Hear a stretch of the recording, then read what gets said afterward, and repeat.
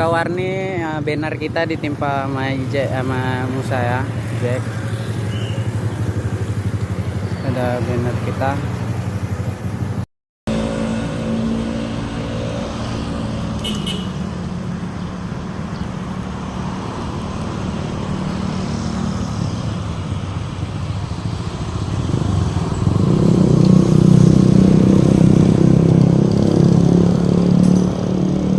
Peraga adanya tumpang tindih dari salah satu peserta pemilu yang ditimpa oleh peserta pemilu yang lainnya.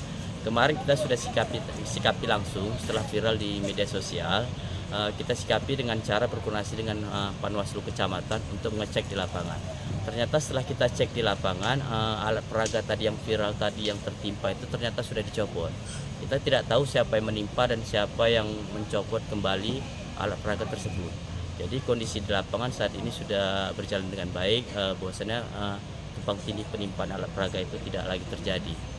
Jadi harapan kita kepada peserta pemilu untuk dapat mematuhi tata cara pemasangan alat peraga yang dimana ketentuan sudah diatur dapat dijalankan sehingga tidak lagi terjadi tumpang tindih antara peserta pemilu yang satu dengan peserta pemilu yang lainnya. Jelajahi cara baru mendapatkan informasi. Download Metro TV Extend sekarang.